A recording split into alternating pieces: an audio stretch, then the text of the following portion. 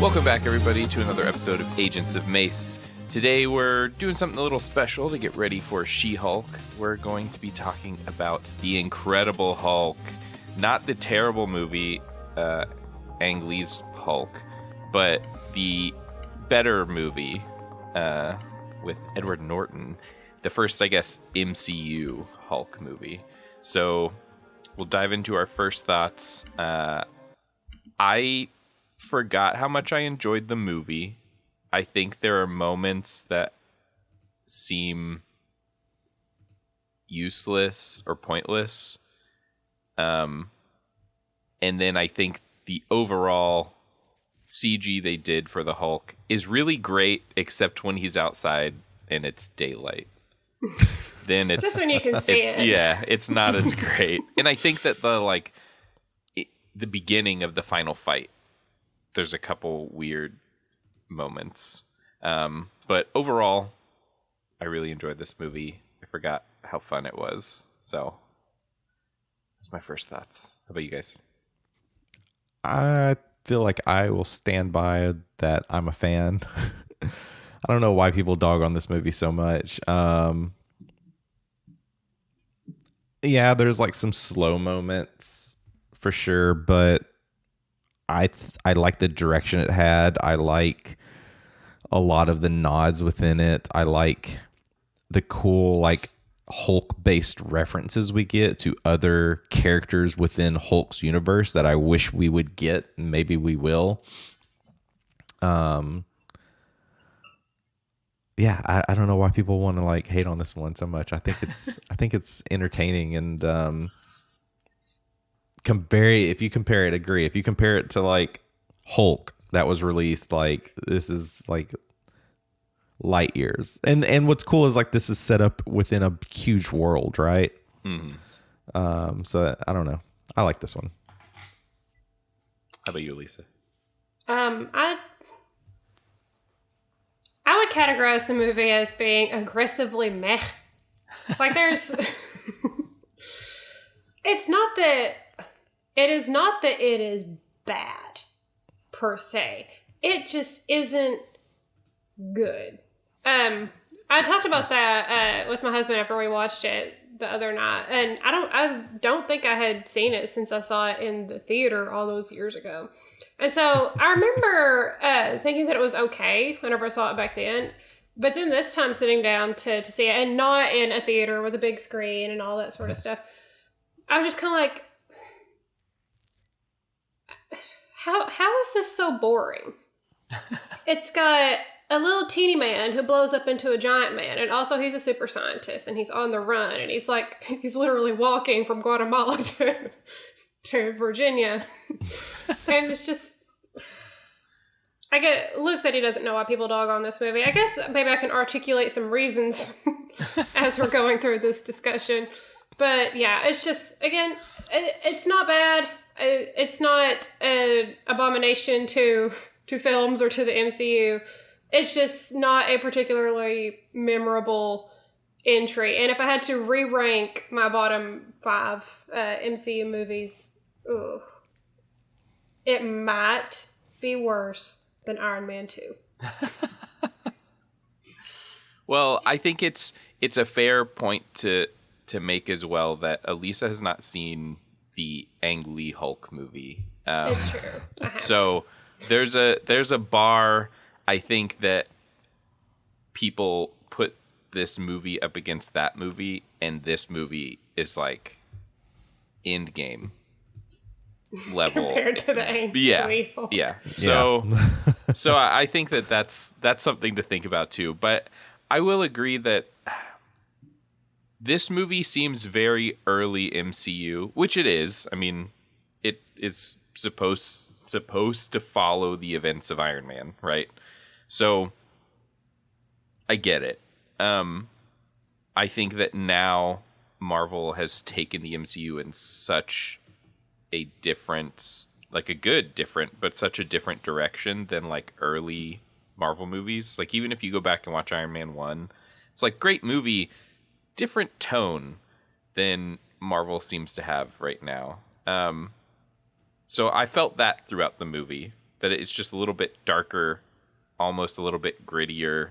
Like, think about when Marvel started making movies, was they're trying to compete with DC movies, which were dark and gritty, and the Spider-Man movies were a little bit darker. So I see that in this movie. I think that they don't have that like Marvel comedy aspect to this movie, or even like a feel goodness to this movie. Like, it's mostly depressing and sad when you think about what's going on with Bruce. And I mean, I guess that is kind of like the Hulk's deal, right? But then Kevin was like, no. Yeah. Sadness is going to go to a raccoon. Yeah, exactly. Yeah. I did write down, one of my notes was, this movie has 0 jokes. And whenever I told Mason that, he's like, there are jokes. They made the one joke in the taxi cab and the other one with Lou Ferrigno. Yeah. Yeah. Yeah. It's like super subtle jokes. Yeah.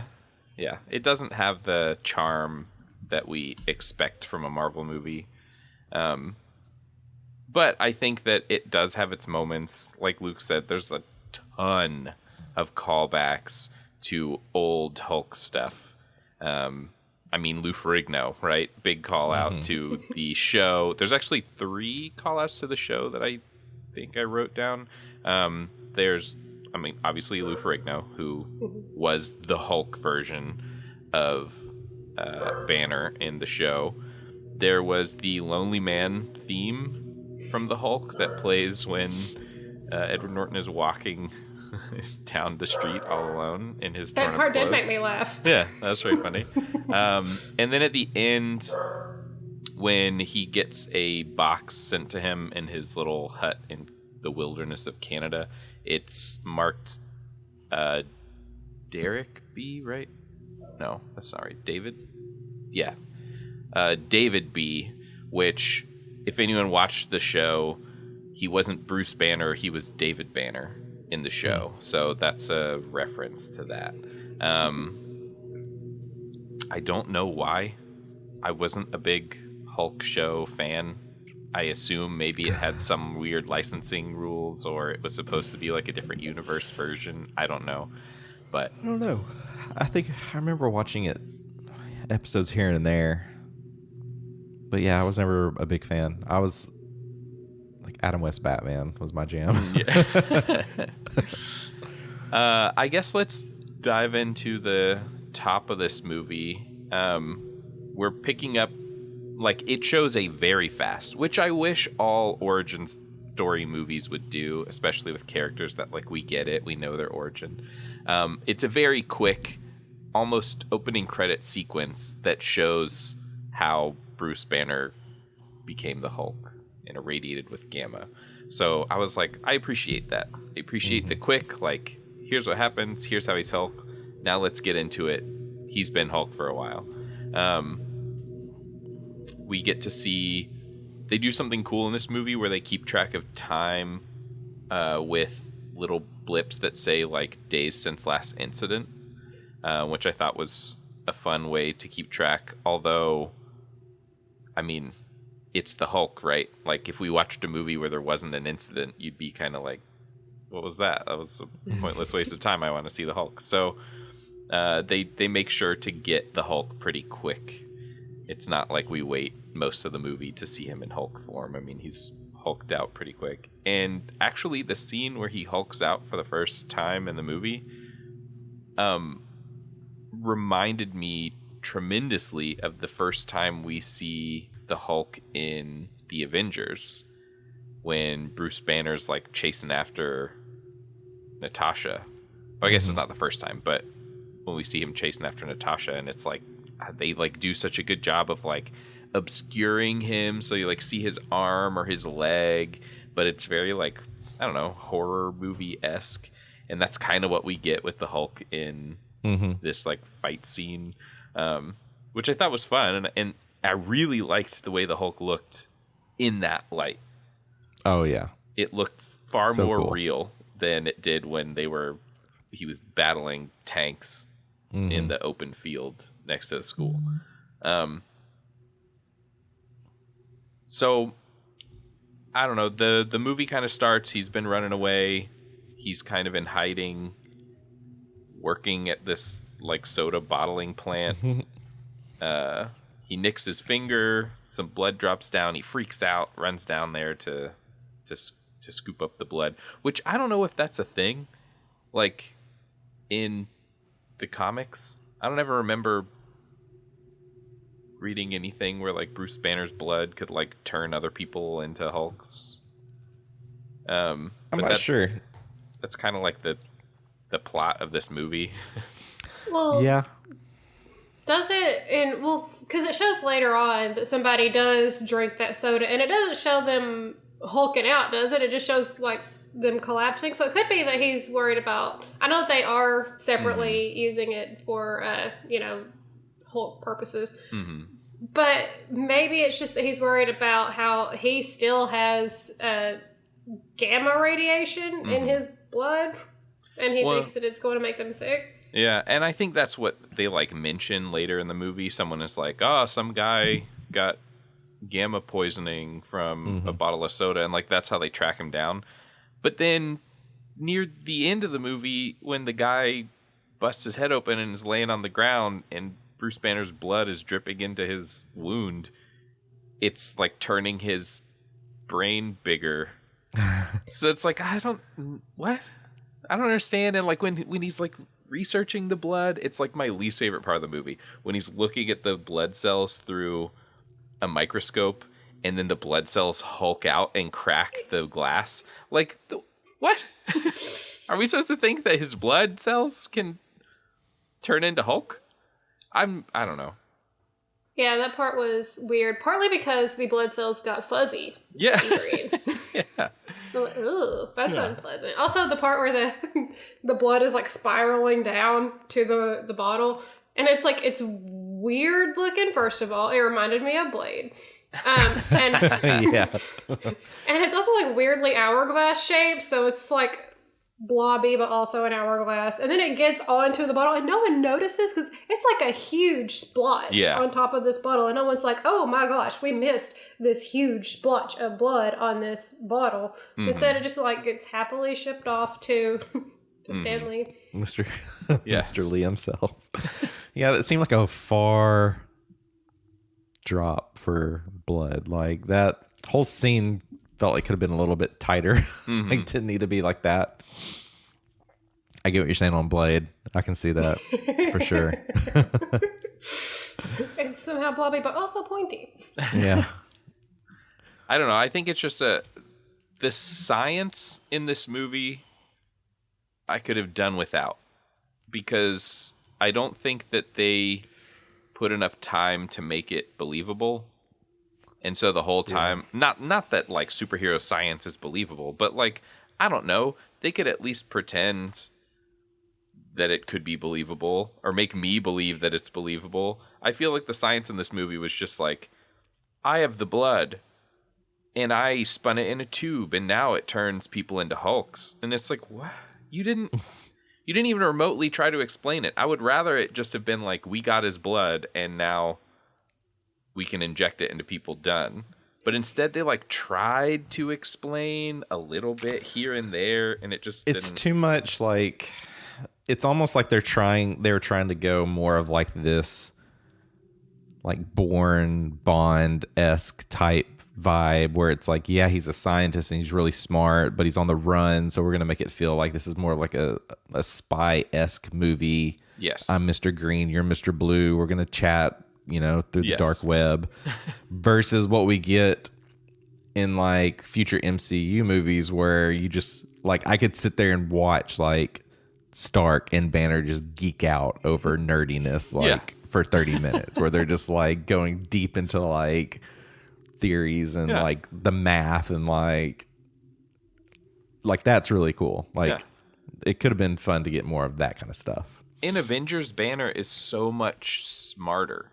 Like, yeah, he's always working on something in a lab, building something. I feel like Edward Norton, like the whole movie is just about how he's sad that he turns into the Hulk and he can't be with the girl he loves, and then he sees her again and then he's like, I can't be with you, I'm the Hulk.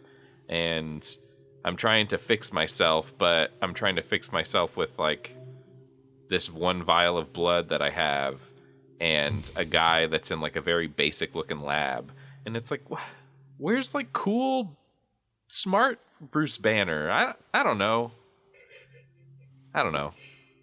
I enjoy this movie. I think it is very early Marvel, but I think that I enjoy what Marvel did with Bruce Banner and the Hulk much more later. Even Abomination. Like I remember thinking when I started this movie, I can't wait to see Abomination. Mm-hmm. I remember him looking cool.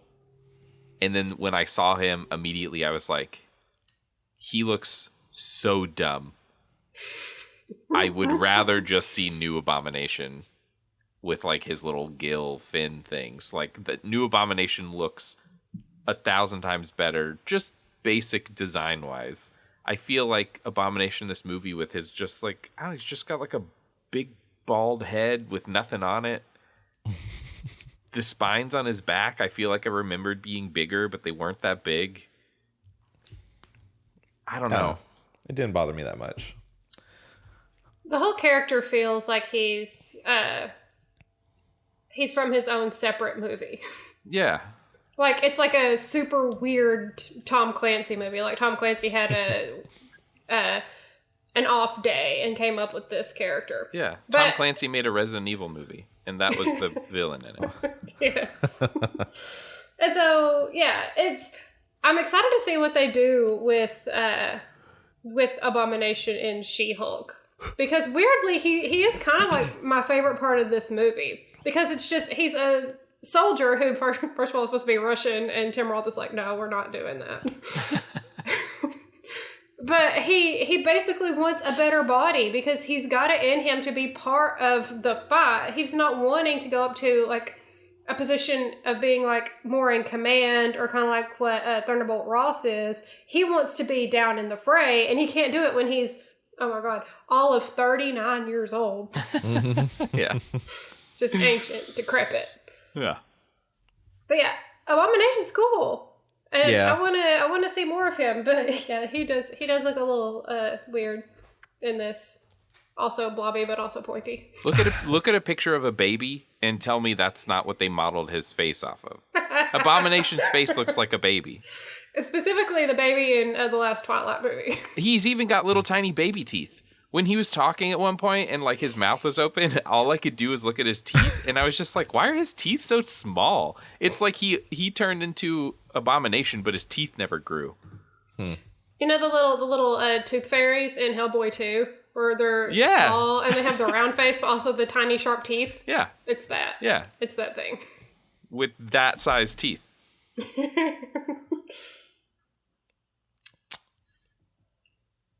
I do like kind of his character story with Abomination. I did like that's probably one of the aspects I like it. It's just like this fascination of like, what did this guy do to himself to become this? And just like the need for power.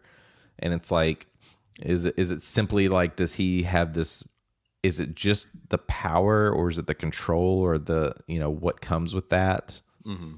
It's just, this guy who's been trained to fight and be the best fighter. And, this is the first time. It's kind of like, it's just the moment of being defeated and just having that weigh on him, and just like, I've got to get what he's got and be the best. And yeah, I agree. I'm curious to see how much we'll see Abomination in She-Hulk and what role he's going to play, especially going into the future of MCU. Like, how much are we going to see of Abomination? Because I do want to see what more he can bring to the table. Right.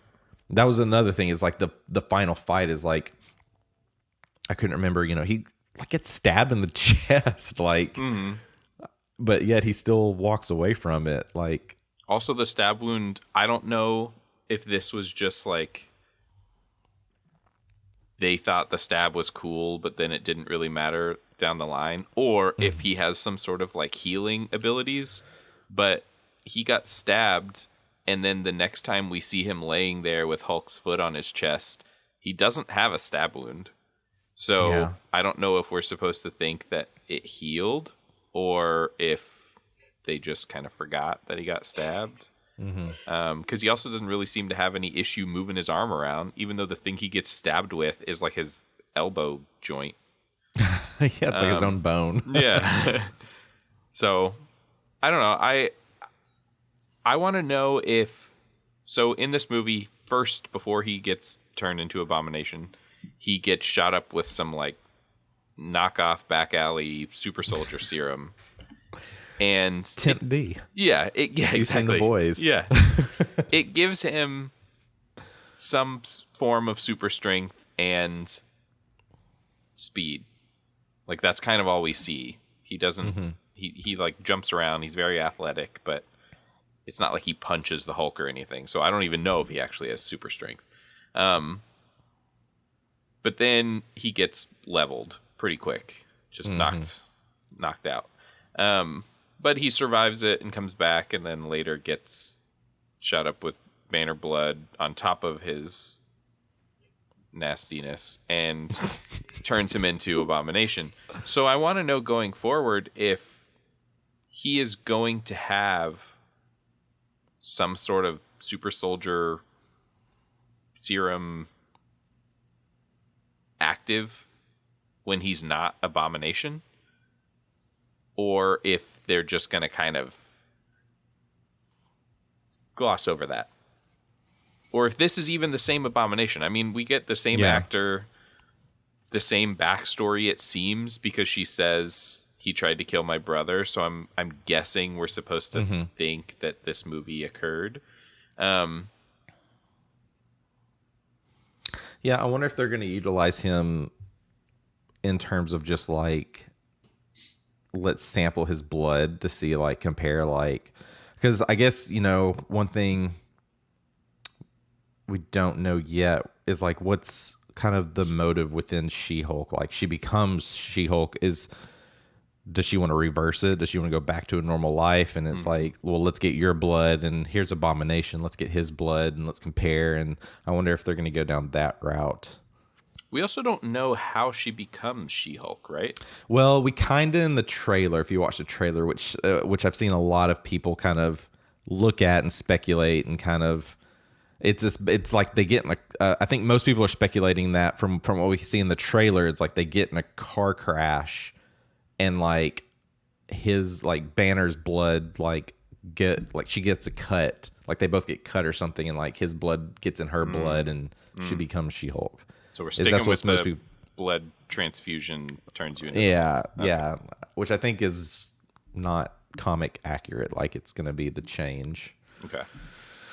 So I'm curious if that's accurate enough. I mean, I do remember that in the trailer. I just wasn't looking at that much detail. So it makes sense to look at it like, if that's what happens to her, then let's compare with Abomination and see if we can find a way to reverse it and get these people back to normal. But I do like that thought of like, before becoming Abomination, he did temporarily get like this other stuff that made him stronger, like super soldier, basically. Like, definitely let's go down that route more. Yeah. Yeah, because like I think it's cool that he can abominate. Yeah. It seems he can turn into Abomination when he wants. He has at will, control. yeah. Does he have that kind of control, and just whenever needed he can do it? Right. And excited. Like, where did he learn that? Is that something like spending time with Wong? Did Wong train him to kind of control that and change? Like, what's Wong's involvement in this as well? Yeah, and like I hope that we get more answers to that, like what Wong was doing with him in Shang-Chi, and is Wong like finding these people and helping them control their powers, or is there something bigger at play? Is this going to like tie into something in the greater MCU, or is this just going to be like a fun side story with side characters? It's like, do we expect, would Abomination be part of Thunderbolts, that team? I supervillain team? assume so, but I also want to know, because like that's kind of Hulk's thing, right? Hulk is so strong that like his only villains can be equally as strong. So we have Abomination, and then we have the Red Hulk, which Red Hulk is Thunderbolt. So Hmm. I wonder if we're going to get that, or if we're going to get a glimpse of that, or if that's even like, is Ross going to show up at all in this? I mean, I would assume so, since he's kind of the reason that Abomination exists. Yeah.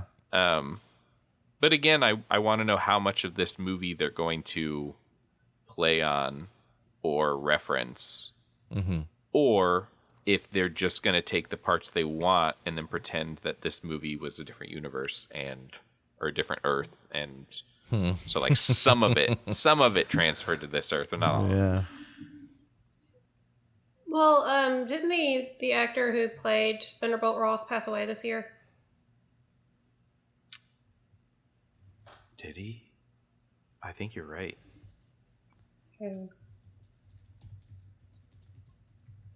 William Hurt. Yep. Yeah. Well. Yeah, March 13th. Forgot about that, and it's a downer now, because like I'm such a fan. Like I like a lot of William Hurt's work, and he has such a crucial role in kind of building a lot.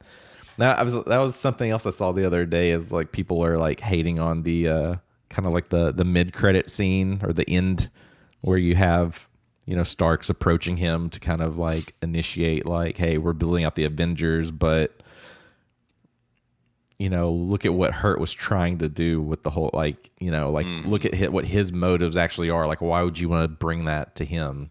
Right. Like, I'm trying to destroy the Hulk. I don't want to provide him for like this team of superheroes. Doesn't he want to use the Hulk? Isn't that his whole thing? Is he's wanting the Hulk to be like essentially a weapon for the military? Well, I think he wants to, he just wants to like understand like how this was done to recreate it to make weapons. Which, I mean, sort of a side tangent, but also I'm going to start with the reason I'm getting into this tangent. So one of the first like early comics that we see the Hulk is when Hulk intervenes in a fight between Wolverine and the Wendigo in Canada, and it's the first time we see Wolverine. And I was kind of like, man, did they put Banner in Canada at the end of this movie? Because they were like giving themselves options. So like they could introduce Wolverine into a Hulk movie, or they could go Hulk versus the Leader, because they set that up too. And like they were just giving themselves room to play. So speaking on that, there's a really exciting comic series called Weapon H, and it's basically Ross gets the blood of Hulk and the blood of Wolverine and creates like a Wolverine Hulk, basically. And then all these robots too that are crazy. But I've always thought like, man, that would be wild, and like we're nowhere near ready for something like that to appear in the MCU, but I think it would be really cool. And if the actor passed away, I'm wondering if they're going to recast, or if they're going to find a character to kind of take on some of the storylines, because Ross is such like a big character in the in Marvel for like the military. He's like the head of, you know, the military that sort of deals with all of the super soldier stuff. So I'm wondering what they're going to do going forward. I was looking it up to see who played him in the Hulk, and it was Sam Elliott, I think. Sam Elliott? Yeah. So I mean, they could pull him in again. Maybe. They haven't done anything with Betty for a long time, so they might bring her back. I mean, she's in a totally different field, but have we seen her at all in any of the newer stuff? We've seen her in What If, but that's it. Okay. Yeah, what if? Whenever in the episode where everyone gets murdered, she's in it, but not the same actress. Oh, and I forgot. For some reason, I thought that the one person that carried over was Liv, but no, it was Jennifer Connelly played Betty in Hulk. I don't know why. Like, again, it's been a minute since I've seen this one. Kind of want to go watch it again. And Jennifer Connelly is like a terrific actress. Mm-hmm. And Liv Tyler, she isn't given a whole lot to do in this movie. Yeah. There's so many times in the movie where she says like super breathy, like "Press." Yeah. She's very one note in this movie. Very, yeah. And again, it could just be that her character's underwritten. Like, they don't give her a whole lot to do. Her whole personality is PhD and bangs. Like, that's what they gave her. Yeah. And That's sad about face. That's all And she sad does. face. Yeah. We do have one other character, though, that did carry over into the MCU. And I like to think that this is almost an origin story for him. But we get Mr. Harrington in the movie. He's not credited as Mr. Harrington, but obviously this was a long, long time ago. But Martin Starr is the actor. He is Mr. Harrington in Spider-Man Homecoming. Yeah. So he works for the Midtown School of Science and Technology, whereas in this movie, he is just labeled as computer nerd. So he's a student at Culver University in the Incredible Hulk. So it's fun to think of that as like, oh, this is Mr. Harrington. He's just, working at the school, getting his degree, and then he's going to go work in New York. That's just a made up thing for us fans, but he is in this movie, so. Yeah, I think that totally works. Even though I was going through the IMDb trivia for this, and it said that it's not supposed to be the same character, and the only reason he's in it is because Ed Norton's wife was a producer on a show that he was on, and they said that she could pick one of the actors to have a cameo, and she picked Martin Starr. That's cool. That's cool. so random. They're like, okay, honey, we're giving you a little perk here. Yeah. You are tangentially connected with this movie. Yeah. Odd, I like but that. Yeah. I wonder, because we don't see Lou in anything past this, do we? Is he any part of the MCU? He's not voicing anything, right? Oh, I thought he did do the voice, but I guess I was wrong. Well, in this one, he does the voice of the Incredible Hulk, but I don't know if. Let me look. I think he maybe a cameo in one of the animated things, or he may have done the voice for one of the animated shows, but I don't think in the Marvel Cinematic he did the Universe. voice in Age of Ultron. It says uncredited, but he voiced Hulk in Age of Ultron. It looks like the Hulk. He voiced the Hulk in the Avengers. Interesting. But it was uncredited. I wonder why it was uncredited. I wonder why. Why do you make that call? Maybe he was just being super cool and didn't want to take away from the actor's performance. Mm-hmm. Yeah. That Because in the Incredible they, Hulk, it's credited. He's the voice of the Incredible Hulk. Correct. Plus, he plays the security guard. but maybe because he showed up in it. I don't know. I don't know. Yeah. Because I was thinking maybe it's because they do so much audio work on the Hulk's voice. But in this one, half the time he sounds like a dinosaur. So. Speaking of uncredited work, though, it's well known that Edward Norton rewrote basically the whole script of this movie. Every day he would sit down with the scene that they were filming and totally redo it. And petition the Writers Guild of America to get a screenwriting credit, and they wouldn't give it to him. Yeah. Yeah, he's not listed as a writer. But that's interesting. I didn't know that he was doing that. Yeah, he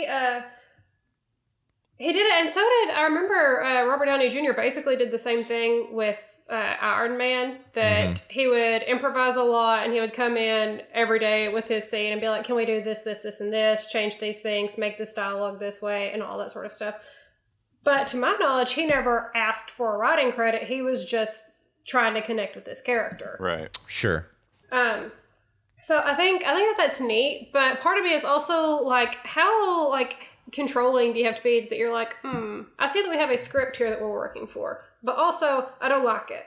Right. Right.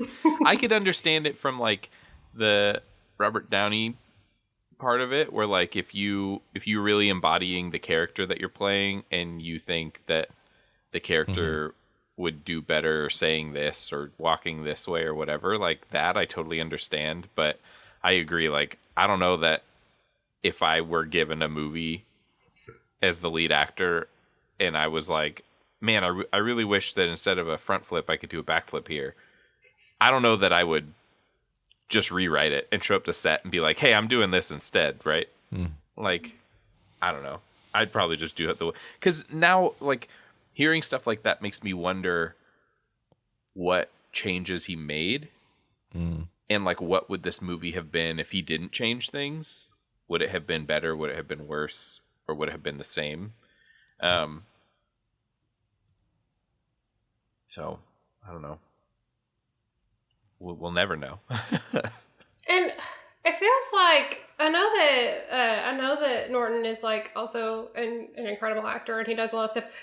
We did talk about how he's normally like I feel like he's better suited to like darker roles than this. And so maybe it's just that this isn't like his top of performance that he excels in, but he seems kind of one note like Liv Tyler in this. And so it's interesting to me that he spends all this time working with the script, trying to get it right for him to perform it, and this is the performance. It's just weird. Yeah, well, and you know, Bruce Banner's whole thing is that he hates the Hulk, and eventually he learns to like work with the Hulk, but for the most part, he's not a fan of having the Hulk inside of him, and I think Hulk in the MCU, that Bruce Banner Hulk relationship is done really well. In this movie, it's like it's more that he's scared of the Hulk, or scared that the Hulk will hurt someone that he's close to. But then, yeah, he just generally doesn't want to hurt. Yeah, people. He does, like, even people that are bullying him, like, you know, to that level, it's still like, you got to get away from me. Right. Like, you know, just keep the peace. Don't make me angry. Then the ending scene of the movie, when he's like looking at the, you know, he gets the box, he pulls out the necklace, he puts it in the note, he's leaving the note for Betty. Then he smirks as his eyes turn green, as if he's like excited he's going to turn into the Hulk. And I don't know what that was for.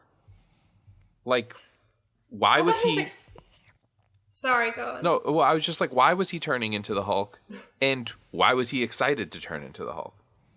I thought he was smirking because he was excited that he could finally turn into the Hulk at will instead of it just happening to him because he was upset. Yeah, it's just kind of getting... I think, yeah, it's just... I feel like it's... I view that as like just this control appreciation, like, you know...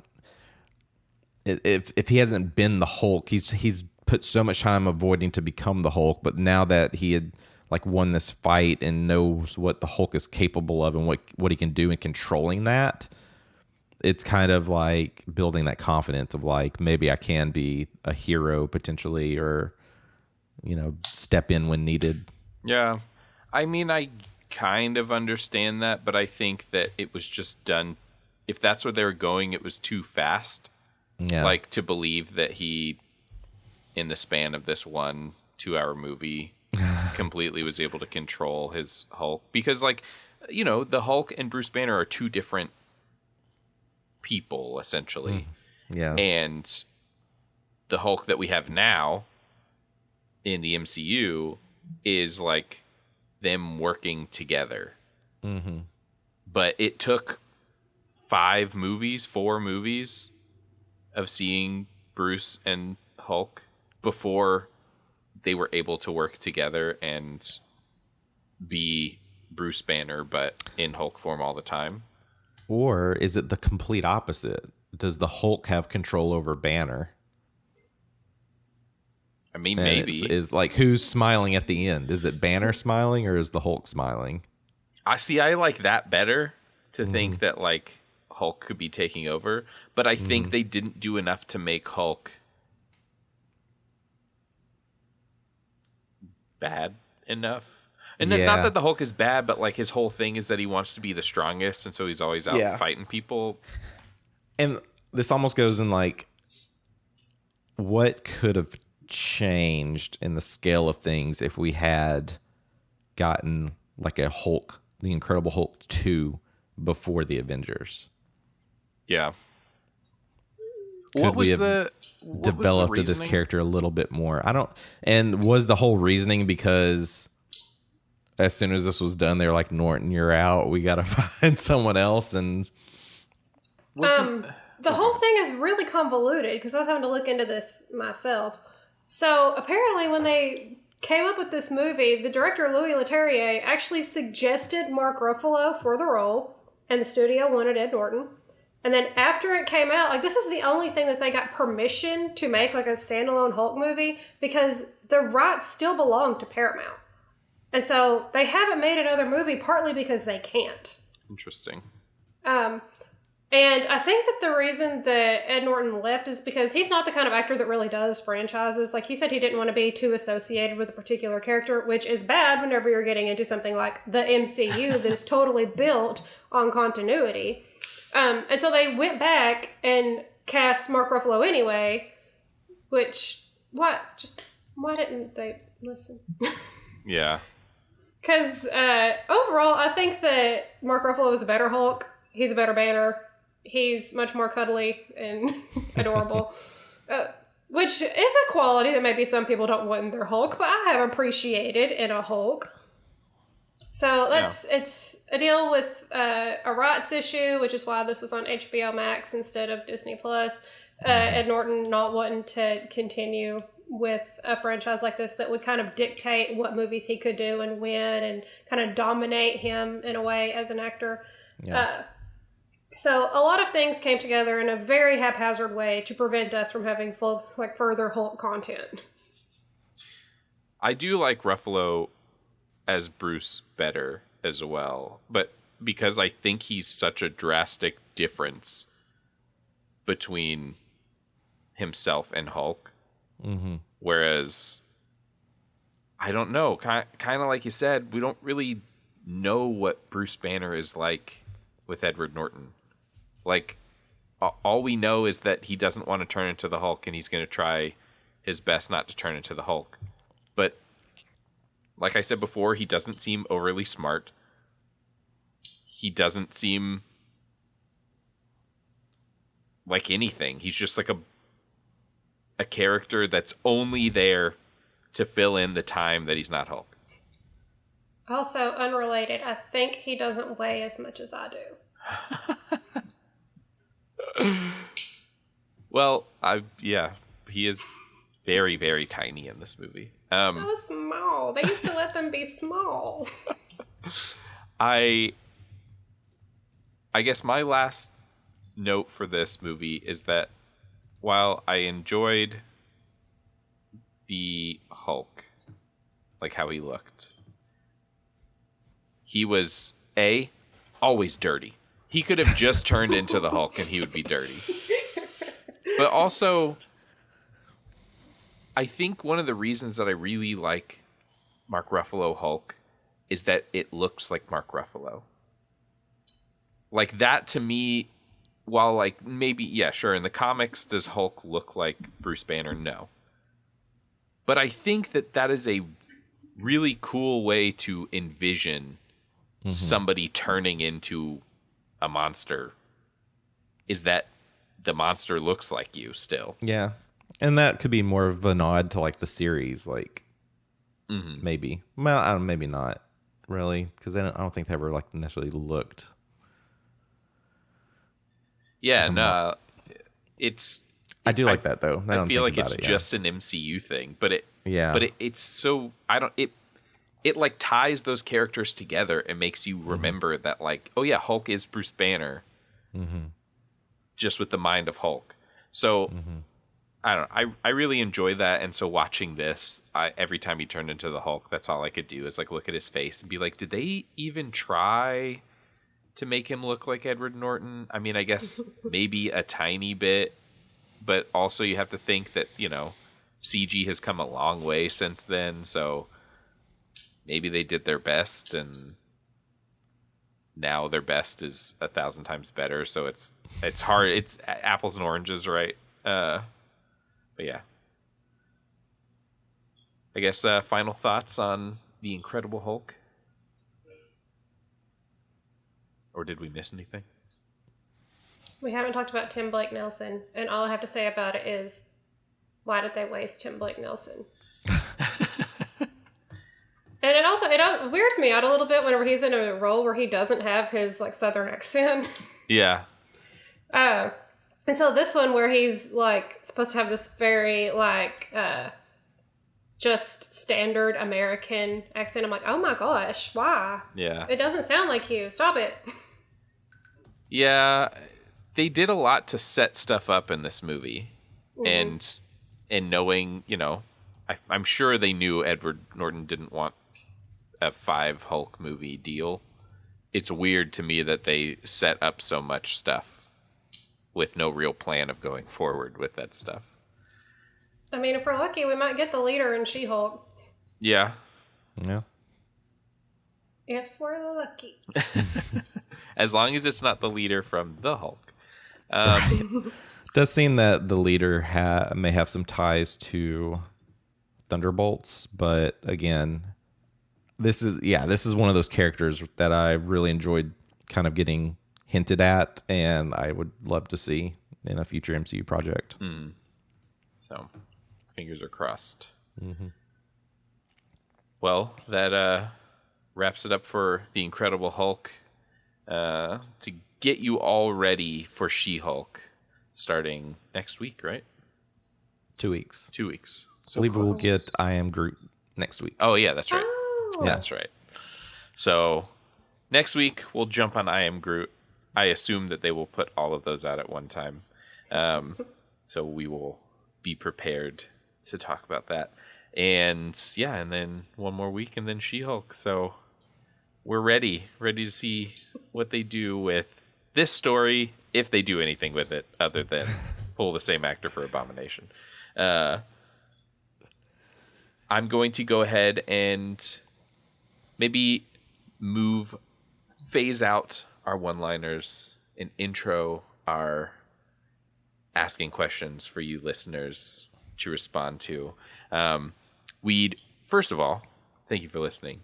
Really appreciate if you could rate the podcast wherever you are listening to it, and tell your friends about it too if they like Marvel stuff. We'd appreciate that.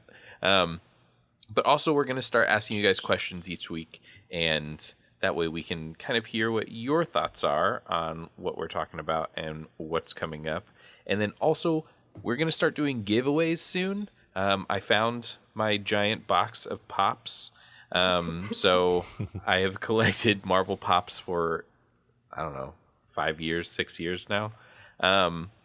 And yeah, we're going to start giving some of those away on the podcast and on our social media. So be sure to follow us on social media where you'll see kind of how we're going to be giving them away. I'm thinking like maybe like keywords or something in an episode. Ooh. So we'll see. But yeah, keep your eyes out for that. So for this week, my question to you, dear listener, is going to be, what's your favorite Hulk?